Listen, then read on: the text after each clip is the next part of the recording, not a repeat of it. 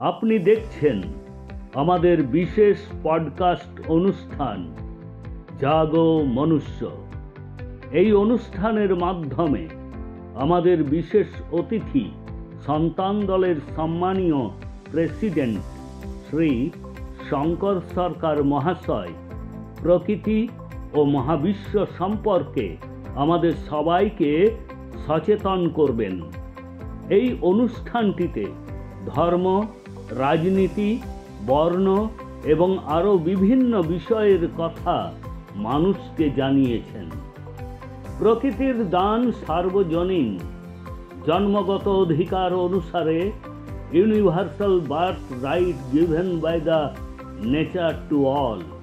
এই প্রকৃতির সমস্ত সম্পদের উপর সকলের সমান অধিকার পাওয়া উচিত। এই সমস্ত বিষয়ে আমাদের বিশেষ পডকাস্ট অনুষ্ঠান জাগো মনুষ্য দেখুন।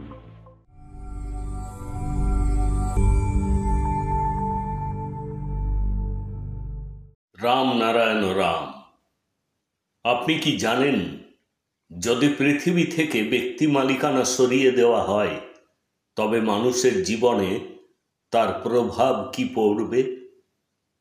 যদি ভারত থেকে ব্যক্তি মালিকানা অপসারণ করা হয় তবে প্রত্যেকের কল্যাণ হবে এবং অন্যান্য দেশগুলিও তা গ্রহণ করবে, ব্যক্তি মালিকানা অপসারণের চেষ্টা করবে।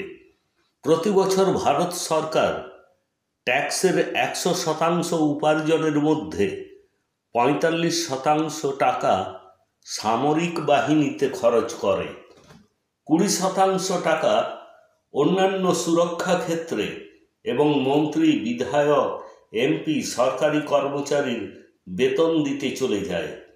এখন 35% টাকা পড়ে থাকে, তার মধ্যে একটা বড় অংশ চুরি হয়ে যায়। যদি সব কিছু ব্যক্তি মালিকানাধীন না হয় তবে তা চুরিও হবে না।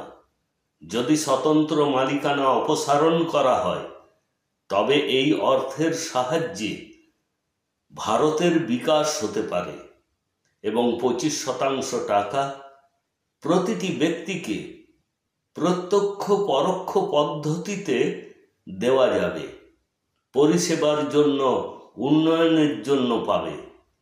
বিজেপি সরকার, মোদি এবং যোগী সঠিক কাজ করছে। অমিত শাহও জোর গলায় কথা বলেন। এই তিনজনকেই দেশের জন্য প্রয়োজন।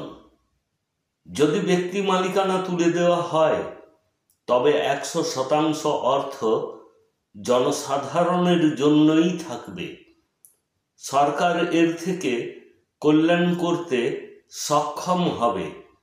যদি কোনো খরচই না হয় তবে কোনো লড়াইও থাকবে না, শত্রুও থাকবে না, সেখানে কোনো ম্যানমেড ধর্মও থাকবে না।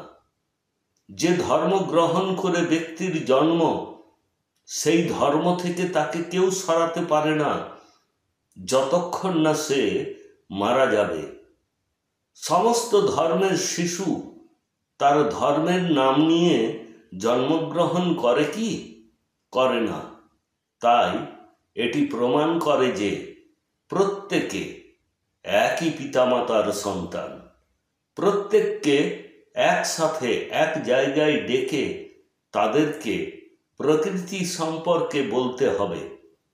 প্রত্যেকেরই বলা উচিত প্রকৃতির উপহার কি, পরিষেবা কি, নিয়ম নীতি কি। প্রকৃতি নির্ভর সংবিধান হওয়া উচিত। প্রকৃতিতে কোনো লড়াই নেই। পৃথিবীতে মানুষের সাথে মানুষের লড়াই হয়। তাই পৃথিবী থেকে মনুষ্য সৃষ্ট ধর্ম ও ব্যক্তি মালিকানা অপসারণ করা উচিত। রাম নারায়ণ রাম।